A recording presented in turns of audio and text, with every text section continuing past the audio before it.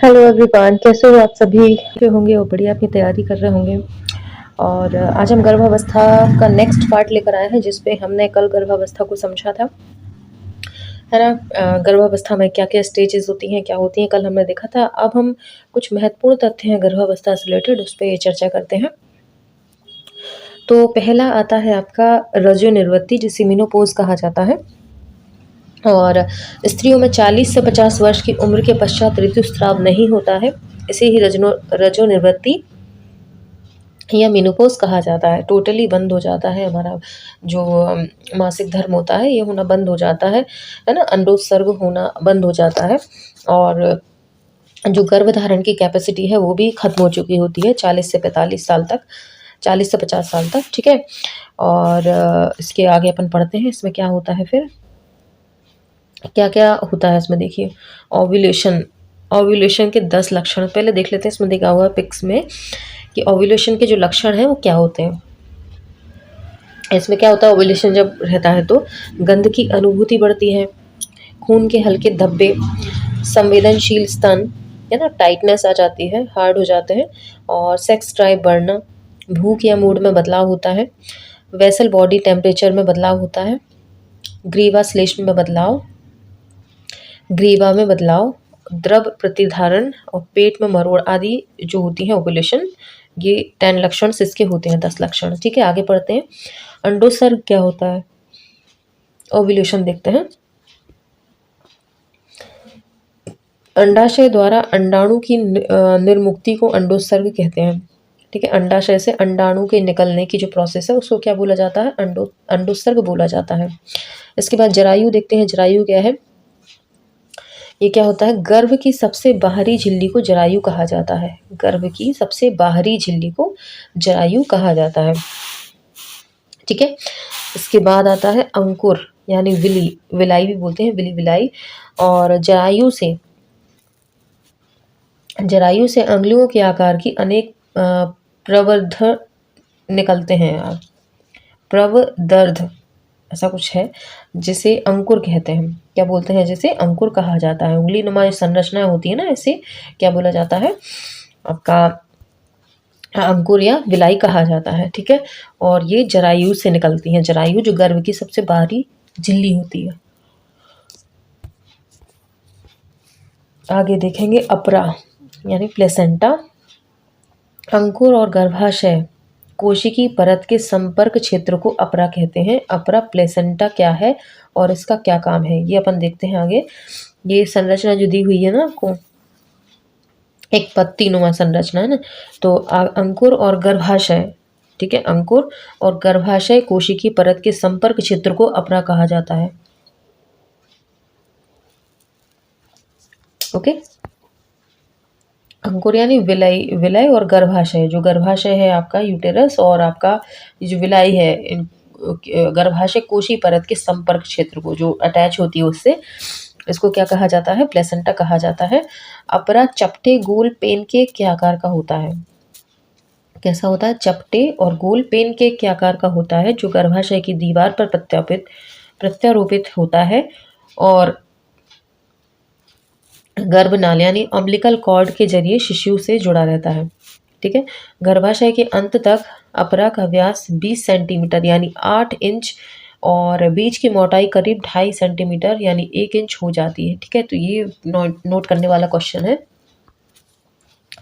कि जो गर्भावस्था के अंत तक अपरा का जो व्यास है वो कितना होता है, 20। देखो, ये व्यास हुआ और ये 20 हुआ, एक जैसा शब्द लग रहा है, तो जब व्यास पूछा जाए आपसे तो व्यास के साथ आपके 20 याद आ जाना चाहिए, ठीक है। और इंच में पूछता है तो 8 आप लगा सकते हैं, 8 इंच, ठीक है, 8 इंच इसको लगाना है आपको, 20 सेंटीमीटर आपको इसको देखना है। इसके बाद देखेंगे, और बीज की मोटाई कितनी होती है, 2.5। बीज की मोटाई, मोटाई और 2.5, मोटाई 2.5 एक जैसा लग रहा है ना, मोटाई 2.5 और 1 इंच होती है, ठीक है, इंच में 1 होती है।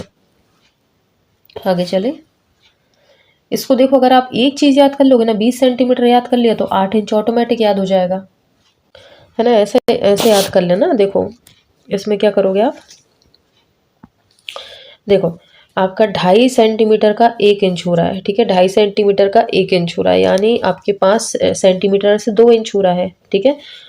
ऐसे कैलकुलेट करके चलोगे ना तो 20 सेंटीमीटर का इजीली निकल आएगा, ठीक है। 2 सेंटीमीटर मतलब 5, सॉरी, हाँ, 5 सेंटीमीटर यानी 2 इंच। 5 सेंटीमीटर बराबर कितने हो रहे हैं, 2 इंच हो रहे हैं।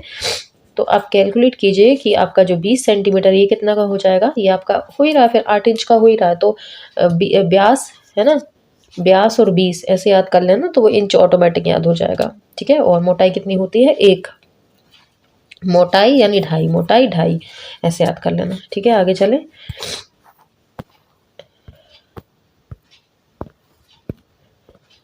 देखो, अपरा आपके शिशु के स्वास्थ्य के लिए बहुत ज़रूरी है। यह आपके शिशु से यह आपके शरीर से शिशु तक ऑक्सीजन और पोषक तत्वों जैसे कि विटामिन, ग्लूकोज और पानी आदि को पहुंचाता है।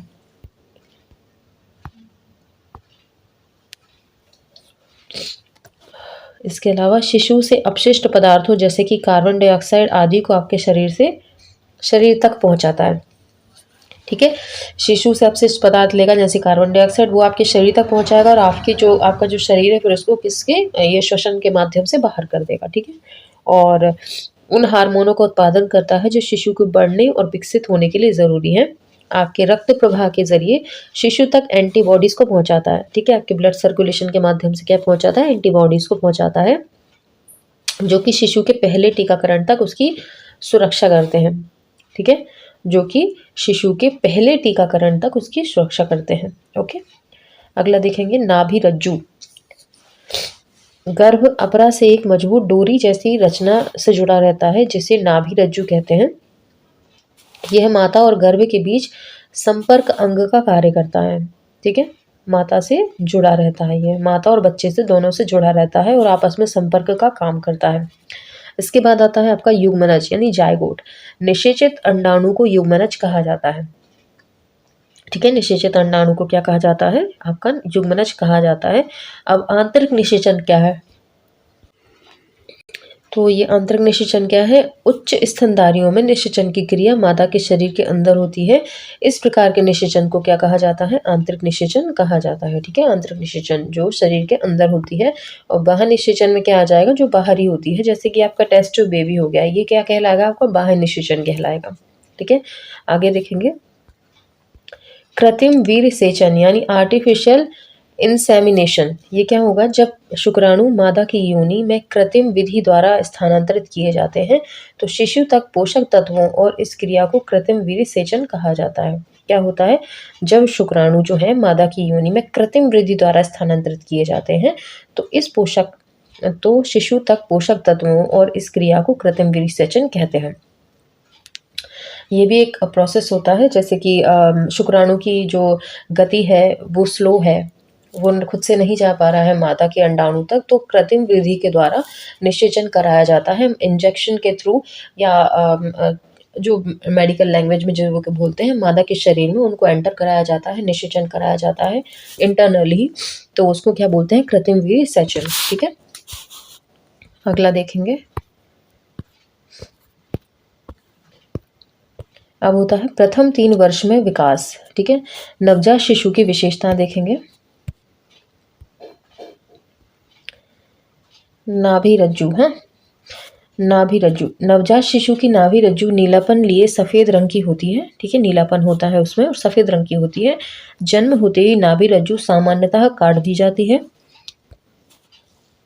केवल 1-2 इंच की जो स्टब है छोड़ दी जाती है, जिस ठूंठ बोला जाता है, उसे छोड़ दी जाती है, ठीक है, 1-2 इंच की छोड़ी जाती है और इसमें क्लिप लगा दी जाती है ताकि जो रक्त प्रवाह है वो ना हो, ठीक है। अगला है, यह धीरे धीरे सूख कर मुरझा जाती है, गहरे रंग की हो जाती है और अपने आप 3 सप्ताह में झड़ जाती है, ठीक है, 3 सप्ताह में ये झड़ जाती है। बाद में ठीक हो जाने के बाद ये नाभि बन जाती है, ठीक है, ठीक हो जाने के बाद ये क्या बन जाती है, नाभि बन जाती है। तो इसमें देखिए पॉइंट की बात कौन कौन सी है, कि पहली बात तो ये पूछा जाएगा कि कितने इंच की छोड़ दी जाती है, तो 1 से 2 इंच की छोड़ी जाती है, ठीक है। जो शिशु की नाभि से इतना स्थान पर यहाँ पे क्लिप लगा दी जाती है, 1-2 इंच की छोड़ी जाती है, ठीक है। और फिर ये पूछा जाएगा कि कितने सप्ताह में झड़ जाती है, तो ये 3 सप्ताह में झड़ जाती है, ठीक है। ये 2-3 बातें हैं जो रहेंगी। आगे, त्वचा, नवजात शिशु गीला, खून की धारियों से लिपटा और एक सफ़ेद पदार्थ जिसे वर्निक्स कैसियोसा कहते हैं से ढका होता है, जिसे जीवाणु विरोधी अवरोधक माना जाता है। ठीक है, अब इसमें कौन कौन सी बातें हैं। सफ़ेद पदार्थ होता है उस बच्चे की बॉडी पर, उसे क्या कहा जाता है, वर्निक्स कैसियोसा कहा जाता है। पहला तो ये होगा, मोम जैसा जो परत होती है ना बच्चे की बॉडी पे, उसे क्या बोलते हैं, वर्निक कैसियोसा कहते हैं। ये पॉइंट वाली बात है। वर्निक्स, वैक्स जैसा, वैक्स वर्निक्स एक जैसा लग रहा है कि नहीं। वैक्स जो होता है, वैक्स वर्निक्स, वैक्स वर्निक्स, जो वैक्स होती है यानी मोम होती है, वो कैसी होती है, बर्न मतलब ज्वलनशील होती है ना, बर्न हो जाती है, तो वर्निक्स। ठीक है, वर्निक्स कैसियोला जिसे जीवाणु विरोधी अवरोधक माना जाता है। इसके कारण क्या है, बच्चों में इन्फेक्शन की जो पॉसिबिलिटीज़ हैं वो कम रहती हैं। ठीक है, अगला देखेंगे। जन्म के समय नवजात शिशु की त्वचा अक्सर स्लेटी या हल्का नील रंग लिए होती है। कैसी होती है, अक्सर स्लेटी या हल्का नीला रंग लिए होती है। नवजात शिशु जैसे ही सांस लेना प्रारंभ करता है, आमतौर से 1 या 2 मिनट के अंदर त्वचा का रंग सामान्य हो जाता है। अब ये पॉइंट वाली बात आ गई यहाँ पर कि जब तक बच्चे का श्वसन प्रारंभ नहीं होता है, उसकी स्किन कैसी होती है, स्लेटी या हल्का नीला रंग लिए होती है। कैसी होती है, स्लेटी रंग की होगी और हल्के नीले रंग की होगी। लेकिन जैसे ही बच्चा आमतौर पर 1 या 2 मिनट के अंदर त्वचा का रंग सामान्य हो जाता है। कब, जैसे ही बच्चा सांस लेना प्रारंभ करता है। जैसे ही बच्चा जो सांस श्वसन करेगा, 1 या 2 मिनट के अंदर उसकी जो त्वचा है जो सामान्य होती है, हमारा स्किन कलर होता है ना, इसी कलर की हो जाती है।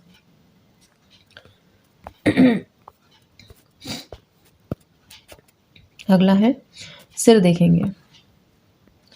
एक नवजात का सिर उसके शरीर के अनुपात में काफ़ी बड़ा होता है तथा उसकी खोपड़ी भी चेहरे के अनुपात में बड़ी होती है। ठीक है, बॉडी के अपेक्षा सिर उसका बड़ा होता है। अब ये देख लेते हैं अपन, बच्चे की लंबाई। बच्चे की लंबाई उसके वजन की अपेक्षा काफ़ी धीमी गति से बदलती है। जन्म के समय बच्चे की लंबाई कुछ भी हो, प्रतिमाह 2 सेंटीमीटर बढ़ती है या पहले 3 महीने में 5 सेंटीमीटर बढ़ जाती है। या तो प्रति महीने के हिसाब से लगा लो 2 सेंटीमीटर, और या तो फिर 3 महीने का ले लो तो 5 सेंटीमीटर तक बढ़ जाती है। ठीक है, 5 सेंटीमीटर यानी कितने, 2 इंच। अपन ने देखे थे ना अभी पीछे, ही लिखा हुआ है 5 सेंटीमीटर यानी 2 इंच। ठीक है, अगला देखेंगे। भार या वजन, पूरे समय में पैदा हुए नवजात का औसत वजन 2.5 से 3.5 किलोग्राम होता है। एवरेज यहाँ पे पूछा हुआ है। ठीक है, एवरेज क्या होगा, 2.5 से 3.5 किलोग्राम का होता है बच्चा औसत वजन। सोने के तरीके, अधिकतर नवजात शिशु रात और दिन में हर 2 या 3 घंटे में जाग जाते हैं। ठीक है, अधिकतर नवजात बच्चे रात और दिन में हर 2 या 3 घंटे में जाग जाते हैं। सोने की यह अल्पावधि उनके जागने की अल्पावधि के साथ बारी बारी से बदलती रहती है ना, टाइम टू टाइम चेंज होती है। शुरू में कई बच्चे ऐसे होते हैं रात रात भर जागते हैं, दिन भर सोते हैं और रात भर जागते हैं। धीरे धीरे उनकी हैबिट चेंज होने लगती है, फिर आधी रात तक सोना शुरू करते हैं, फिर मतलब उनका रूटीन बदलता रहता है ना, इसके अनुसार। आगे है, उनका जागना मुख्य रूप से दूध पीने, उन्हें सूखा और आरामदायक स्थिति में रखने के लिए होता है। ठीक है, उनका जागना किस लिए होता है, दूध पीने के लिए जागते हैं और सूखा और आरामदायक स्थिति में रखने के लिए होता है। अगर बच्चे ने यूरिन पास कर दिया है, गीला हो गया है वो, तो रोएगा, है ना, कहेगा माँ से कि भी चेंज करो, हमने कर दिया काम, अब आपका काम स्टार्ट होता है ना, तो ये इसके लिए बार बार उठता है ना। हम सभी स्टेज से लगभग जो मैरिड हैं गुजर चुकी हैं, रात रात भर बच्चों को लेकर बैठी रहती हैं। बच्चे सोते नहीं हैं, माँ भी नहीं सो पाती दिन भर, रात भर तो सो ही नहीं पाती है, और दिन में काम रहते हैं उनको तो नहीं सो पाती हैं। मेरी भी डिलीवरी हुई थी, 2 से 3 घंटे अगर मिल गए ना तो सोने बहुत मिल गए, सोने ही नहीं देते थे, रात रात भर जागते थे बच्चे। और मेरा बड़ा बेटा तो ये समझ लो कि पूरी रात जागेगा और जैसे ही सुबह के 8 बजेंगे सो जाएगा, फिर तुम उठाते रहो, उठना ही नहीं उसको, ऐसी स्थिति थी। पूरी रात जगाता था, पूरी रात। और ऐसा भी नहीं कि जाग रहा है, उसको लेके वॉक करो, पूरे में घूमो, है ना, एक्सरसाइज करा देता था अच्छी, है ना। अपन कुछ प्रतिवर्ती क्रियाएं देख लेते हैं। किसी विशेष प्रकार के प्रेरक या उद्दीपक के प्रति स्वाभाविक जन्मजात प्रतिवर्ती क्रियाएं कहलाती हैं। क्या होता है? किसी विशेष प्रकार के प्रेरक या उद्दीपक के प्रति स्वाभाविक जन्मजात प्रतिक्रिया क्या कहलाती? प्रतिवर्ती क्रिया। जैसे आपने बच्चे को कोई चीज़ दिखाई, है ना, वो उसको झपटने के लिए हुआ, तो वो क्या कहलाएगा? उसका प्रतिवर्ती क्रियाएं कहलाएंगी। ये नवजात के व्यवहार के व्यवस्थित नमूने या तरीके होते हैं। छोटे बच्चे प्रकाश के सीधे संपर्क में आने पर अपनी आंखें जल्दी जल्दी खोलते और बंद करते हैं। बच्चों को देखा होगा ना, जितनी तेज लाइट दिखाओगे उतनी आंखें बड़ी बड़ी करेगा वो, है ना। अपन लोग क्या करते हैं, नॉर्मली तेज आंख पड़ रही तो आंख बंद कर लेते हैं, वो और तेज खुलेगा कि हम दिखाओ मैं कितनी लाइट दिखा रहे हो, है ना। होठों से छुआई जाने वाली चीज़ों को चूसने लगता है। उनके हाथों में कोई चीज़ रखी जाती है तो वे उसे पकड़ लेते हैं। तो ये क्या कहलाएगा? आपका प्रतिवर्ती क्रियाएं कहलाएंगी। ठीक है, आगे देखेंगे।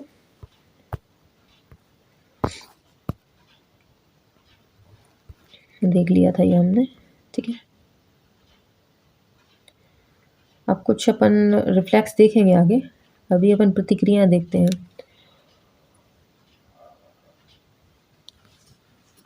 इसके में पहले आता है क्रम रूटिंग का। रूटिंग क्या है? शिशु अपने गाल को छूने वाली चीज़ों की तरफ अपना सिर घुमाता है। अपन शिशु का गाल छूंगे ना तो वो उसी साइड सिर घुमा लेगा अपना, है ना। गाल को छूने वाली चीज़ों की तरफ अपना सिर घुमा लेता है। रूटिंग यानी रूट चेंज कर लेता है, तो रूटिंग से यहाँ से क्लियर हो जाएगा। इसके बाद कदम बढ़ाना। शिशु अपनी टांगें हिलाता है जब उसे फर्श से छूते हुए पैरों को सीधा पकड़ा जाए। मतलब शिशु अपनी टांगें हिलाता है जब उसे फर्श से छूते हुए पैरों को सीधा पकड़ा जाए। मतलब आप उसे ऐसा खड़ा कर दोगे, भले वो चल नहीं पा रहा है, फर्श पर यूँ खड़ा कर दिया ना आपने, तो वो पैरों को हिलाएगा, आगे पीछे करेगा। भले वो नहीं चल पाएगा, उसको पता है, लेकिन वो करता है वैसे। ठीक है, इसके बाद तैरना देखेंगे। यदि किसी पानी से भरी जगह में उसे मुंह नीचा कर लेटाया जाए, है ना, तैरना। यदि किसी पानी से भरी जगह में उसे मुंह नीचा करके लेटाया जाए तो वह तैरने जैसी क्रिया यानी पैरों से पैडल चलाना या पानी को किक करने जैसी क्रियाएं करता है ना। बच्चों को तो हैबिट होती है भाई हमारी मम्मी की जो स्टमक में होता है तो पानी के अंदर ही वो होता है, उसको हैबिट होती है तैरने की, तो वो करता है वो क्रियाएं। ठीक है, प्रतिवर्ती क्रियाएं। अगला है मोरो रिफ्लेक्स क्या है वो देखते हैं। शिशु की गर्दन या सिर के नीचे से अचानक सहारा हटा देने पर वह अपनी बाहें किसी चीज़ को पकड़ने की तरह उठा लेता है, जिसे हम लोग बोलते हैं नींद में चौंकना। देखा होगा आप लोगों ने कि बच्चा एकदम से चौंक जाता है, ऐसा लगता है कि एकदम से, है ना, झटका सा देता है वो। तो ये क्या कहलाएगा? आपका मोरो रिफ्लेक्स किया जाएगा। जैसे बच्चे को आपने सपोज़ पकड़ के रखा है नींद में नॉर्मली, और एकदम से आप छोड़ दोगे उसको तो वो एकदम से सहम सा जाएगा, एकदम से झटका सा लगेगा उसको, तो वो क्या कहलाता है? आपका मोरो रिफ्लेक्स। इसके बाद बेविंस्की होता है। जब अपने पैर के बाहरी हिस्से पर मोड़ने या टकराने पर अपने पैरों को हिलाता है। अपने पैर के बाहरी हिस्से पर, है ना, कुछ मारने या टकराने पर अपने पैरों को हिलाता है। ठीक है, उसके पैर के बाहरी हिस्सा है, बाहर का हिस्सा है, उस पर अपन कुछ मारेंगे या उससे टक्कर करेंगे तो पैरों को हिलाता है, तो वो क्या कहलाएगा? बेबिंस्की कहलाएगा। इसके बाद आएगा आपका स्टार्टल। स्टार्टल क्या हो जाएगा? किसी अचानक आवाज़ की प्रतिक्रिया में अपनी बाहें खोलता है, पीठ मोड़ता है और उंगलियां फैलाता है। क्या होता है? स्टार्टल। किसी अचानक आवाज़ की प्रतिक्रिया में, कोई आवाज़ अचानक से आई तो अपनी बाहें खोलता है, पीठ मोड़ता है और उंगलियां फैलाता है, तो क्या कहलाएगा? आपका स्टार्टल। अगला है पलकें झपकाना। आँख पर सीधा प्रकाश पड़ने पर आँखें झपकाता है या बंद करता है। ठीक है, चूसना। होठों पर छुआई गई वस्तुओं को चूसता है। अब आता है आपका पामर ग्रैप्स। जब कोई वस्तु शिशु के हाथ में रखी जाए तो वह अपनी उंगलियां बंद करके उसे पकड़ता है। जैसे आपने देखा होगा छोटे से बच्चे के छोटे छोटे हाथ होते हैं, आप अपने फिंगर उस पर रखोगे तो वो बहुत टाइट तरीके से उसको पकड़ लेगा, जैसे छोड़ना ही नहीं है उसको। तो ये क्या कहलाएगा? आपका पामर ग्रैप्स। ठीक है, पामर ग्रैप्स। ओके, अब कुछ रिफ्लेक्सेस हैं, इनको थोड़ा सा अपन समझ लेते हैं। ठीक है, तो देखो इसमें क्या दिया हुआ है, इंट्रोडक्शन दिया हुआ है। ठीक है, देखते हैं इसमें क्या दिया हुआ है। रिफ्लेक्स क्या होता है वो समझते हैं। यह किसी स्टिमुलस के रिस्पॉन्स में होने वाली इनवॉल्टरी और ऑटोमेटिक एक्शन प्रोसेस है जिसमें पर्सन का स्टिमुलस के प्रति कॉन्शियस होना ज़रूरी नहीं होता है। ठीक है, मतलब ये हुआ कि कोई उत्प्रेरक है ना, जिसके इसमें क्या हुआ है, मतलब ऑटोमेटिक एक्शन की बात इसमें दी हुई है। जैसे आपको कोई उत्प्रेरक दिया आपको, कोई मान लीजिए कुछ चीज़ दिखाई और आप स्वाभाविक रूप से उसमें, मतलब आपका जो दिमाग है नहीं कह रहा है कि ऐसा करना है, वो ऑटोमेटिक वो क्रिया हो रही है, तो ये क्या कहलाता है, आपका रिफ्लेक्स कहलाता है ना। ऑटोमेटिक जैसे कि आपका एक तरह से कहना चाहिए, फॉर एग्जांपल आपका जो करंट लगना होता है ना, तो करंट जब लगता है इंसान को, तो वो थोड़ी ना सोच के हाथ हटाता है कि नहीं यार करंट लग जाएगा हटा लो, या मुझे करंट लग रहा है हटा लो मर जाओगे, ऐसा कुछ नहीं होता। आपको करंट लगा, आपने झट से उसको हटाया, तो ये रिफ्लेक्स की श्रेणी में आएगा कि मतलब आपने दिमाग चला के वो नहीं किया, ऑटोमेटिक हुआ है वो चीज़, है ना। तो इस तरह के रहते हैं ये रिफ्लेक्सेस। तो सबसे पहले देखेंगे अपन क्या होगा, सकिंग रिफ्लेक्स। ठीक है, सकिंग रिफ्लेक्स क्या होता है, नेक्स्ट पेज पे देखना पड़ेगा इसको। इस रिफ्लेक्स में जब भी न्यूबॉर्न की लिप्स को टच करते हैं और उसके माउथ में कुछ भी एंटर करवाने की कोशिश करते हैं, तो न्यूबॉर्न जो है वो क्या करने लगता है, तुरंत ही उसे चूसना स्टार्ट कर देता है। चाहे वो अब आपके फिंगर हो, चाहे कोई भी चीज़ हो, आपने उसके मुंह के पास लाए और उसने उसे चूसना शुरू कर दिया। और ये कब तक होता है, 1 साल तक ये रहती है प्रोसेस। ठीक है, 1 साल तक के बच्चे में ये क्रिया देखी जाती है कि जैसे ही आप उसके मुंह में कुछ भी रखोगे लिप्स पे, तो वो उसे उठाकर चूसने स्टार्ट कर देगा। इसके बाद आता है आपका रूटिंग रिफ्लेक्स। रूटिंग, देखो सकिंग वाला तो पता चल रहा है, सक मतलब होता है चूसना, तो ये एक नाम से क्लियर है। इसके बाद आता है आपका रूटिंग रिफ्लेक्स। इस रिफ्लेक्स में जब भी न्यूबॉर्न बेबी के चीक्स और लिप्स को टच करते हैं, ये उनके चीक्स हैं, ये उनके लिप्स हैं, इनको टच करते हैं, तो न्यूबॉर्न अपने फेस को स्टिमुलेटेड साइड की तरफ ले जाते हैं। मतलब जैसे आपने यहाँ टच किया तो वो इसी साइड अपना ऐसा घूम जाएगा, गर्दन यहाँ घुमा लेगा अपनी। ठीक है, तो ये क्या कहलाता है, आपका रूटिंग, यानी रूट उसने चेंज कर दिया। ठीक है, तो ये कहलाएगा। इसके बाद देखते हैं, और ये कब तक होता है, आपका 3 से 4 महीने की एज तक रहता है। ठीक है, 3 से 4 महीने की एज तक ये होता है। अगला है स्वेलोइंग रिफ्लेक्स।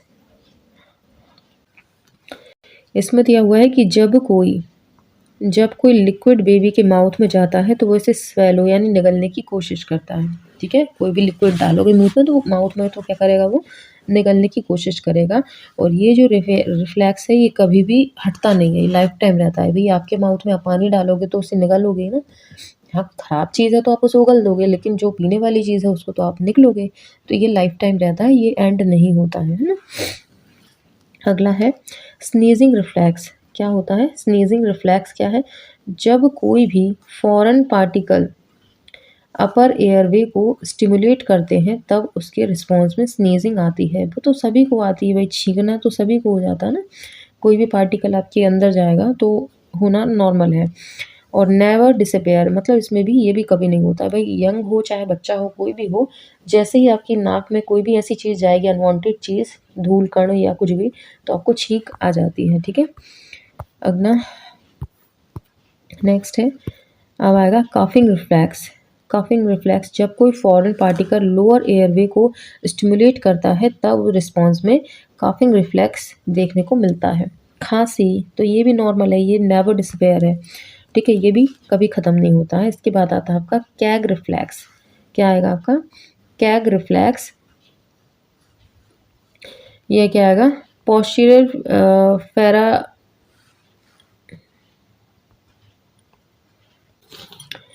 अगला रिफ्लेक्स है गैग रिफ्लेक्स। ठीक है, पोस्टीरियर पैरेंगियल पार्ट में स्टिमुलेशन के कारण बेबी के स्टमक कॉन्स्टेंट्स का रेगुलेट बैकफ्लो होना। इसमें क्या हो जाता है कि जो जैसे आप लोग बोलते हो ना, जैसे कभी कभी होता है हमें ज़्यादा खा लिया है ना, तो और ज़्यादा मूवमेंट नहीं किया बॉडी में, तो क्या होता है, हल्की सी डकार आती है और उसके साथ क्या होता है, जो खाने के जो पार्ट्स हैं वो वापस आ जाते हैं, मुंह में आ जाते हैं। कभी कभी होता होगा कि ज़्यादा ओवर ईटिंग हो गया तो वो क्या होता है, मतलब वापस से बैक फ्लो हो जाता है ना, तो वापस से खाना मुंह में आ जाना। तो ये कभी नहीं होता है, ये भी क्या है, ये जो रिफ्लेक्स है कभी डिसअपेयर नहीं होता ये वाला भी। ठीक है, हमेशा रहती है प्रॉब्लम, तो भाई यंग हो कुछ भी हो, जहाँ ज़्यादा खाया ये प्रॉब्लम हो जाती है। अगला है हमारा डॉलीज आई रिफ्लेक्स। जब न्यू बॉर्न अपना हेड एक साइड से दूसरी साइड की तरफ करते हैं तब न्यू बॉर्न बेबी की आइज हेड मूवमेंट के साथ मूव नहीं होती है। ठीक है, क्या होता है जब न्यू बॉर्न अपना हेड एक साइड से, जैसे एक साइड उनका हेड है दूसरी साइड करा, तो क्या होता है तब न्यूबॉर्न बेबी की आइज़ हेड मूवमेंट के साथ मूव नहीं होती है। सिर हो जाएगा मूव, लेकिन आँखें कई बार ऐसी होती है कि वैसी की वैसी रह जाती है ना। तो कई बार बोलते हैं ना, डाउट आता है कि बच्चे की जो नज़रें हैं टेढ़ी तो नहीं है, तिरछी तो नहीं है, तो वो इसी वजह से हो जाता है। इसको बोलते हैं डॉलीज आई रिफ्लेक्स, आँखों से रिलेटेड है और ये इसी का रहता है। तो ये कब से कब तक रहता है? 3 से 4 महीने में डिसअपेयर हो जाता है, चला जाता है। ठीक है, आगे आगे है मोरो रिफ्लेक्स। चलो नेक्स्ट पेज पर देखते हैं। मोरो रिफ्लेक्स, यह रिफ्लेक्स देखने के लिए न्यूबॉर्न बेबी को सेमी सिटिंग पोजीशन 45 एंगल से पकड़कर बेबी को अचानक नीचे की ओर 30 डिग्री एंगल तक छोड़ते हैं। तब इसे रिस्पॉन्स में बेबी आर्म्स को रैपिड एबडक्ट और एक्सटेंड करता है और फिंगर थंब सी शेप में कर लेता है। जैसे कि बच्चे को थोड़ा सा ऊपर उठाओ और अपन ने छोड़ दिया और जल्दी से पकड़ लिया, तो बच्चा एकदम से चौंक जाता है, एकदम से डर सा जाता है। तो वो क्या कहलाता है? ये उसका मोरो रिफ्लेक्स कहलाता है और ये 3 से 6 महीने की एज तक डिसअपेयर हो जाता है। ठीक है, 3 से 6 मंथ तक। अगला है मोरो, मतलब मोरो से समझ लो मुझे डराओ मत, मोरो मुझे डराओ मत। ठीक है, अगला है आपका स्टार्टल रिफ्लेक्स। अब ये स्टार्टल रिफ्लेक्स क्या है? जब भी हम न्यूबॉर्न के सामने ज़ोरों से शोर करते हैं तब न्यूबॉर्न इसके रिस्पॉन्स न्यूबॉर्न आर्म का फ्लैक्शन और एडक्शन शो करता है। यह 3 से 4 माह की एज में डिसअपेयर हो जाता है। क्या करता है ये? जब हम न्यूबॉर्न के सामने ज़ोरों से शोर करेंगे तब न्यूबॉर्न इसके रिस्पॉन्स न्यूबॉर्न आर्म का फ्लैक्शन और एडक्शन शो करता है। मतलब समझे? तो ये देखो मतलब क्या होता है, स्टार्टल जो रिफ्लेक्स होता है ना, ये भी कुछ कुछ आपके मोरो रिफ्लेक्स जैसा ही होता है। और मोरो रिफ्लेक्स में बच्चा एकदम से, मतलब आप झटके से उसको छोड़ते हो, कुछ करते हो, तो वो थोड़ा सा डर जाता है उसमें, है ना, एकदम से वो झटका सा लगता है उसको। लेकिन इसमें क्या होता है स्टार्टल रिफ्लेक्स में, जैसे आप बच्चा मान लीजिए सो रहा है नींद में, है ना, बच्चा नींद में है और एकदम से आप उसके सामने आवाज़ करोगे तो वो अपने हाथों को और पैरों को एकदम से हिला देगा, मतलब आगे पीछे कर लेगा। एकदम से चौंक नहीं, ये भी कहलाएगा। आप थोड़ा सा अगर इसमें क्लैरिटी चाहिए ना तो एक बार यूट्यूब पर इसका थोड़ा सा देख लेना, सारे जो रिफ्लेक्स है ना, इनके एक-एक करके आप यूट्यूब पर देखना, तो बच्चे की हलचल के साथ दिखा देंगे कि कैसा रिफ्लेक्स होता है, तो वो ज़्यादा बेहतर आपको समझ में आ जाएगा। ठीक है, 3-4 महीने में ये भी डिसअपेयर हो जाता है। अब आता है बेबिंस्की रिफ्लेक्स। बेबिंस्की क्या होता है? बेबिंस्की साइन ये देखने के लिए बेबी के फुट सोल के लैटरल एस्पेक्ट के द्वारा हील एड़ी से लेकर टो तक की तरफ ब्लंट ऑब्जेक्ट से स्ट्रोक करने पर बेबी अंगूठे को दूसरी डोर्सी फ्लैक्स और फिंगर्स को हाइपर एक्सटेंड करता है। मतलब क्या होगा? देखो, ये जो आपको दिया हुआ ना बच्चे के, ये जो एड़ी है, ये उसकी फिंगर्स है, यहाँ तक आप कुछ भी चीज़ से, स्ट्रॉ से या कुछ से भी अपनी उंगली से ऐसे ऐसे करोगे ना, तो ये क्या करेगा? अपनी उंगलियों को पीछे की साइड ले जाएगा, उस साइड को उधर को लेके जाएगा, पूरी पीछे मोड़ लेगा। तो ये क्या कहलाता है? आपका बेबिंस्की रिफ्लेक्स कहलाता है। ओके,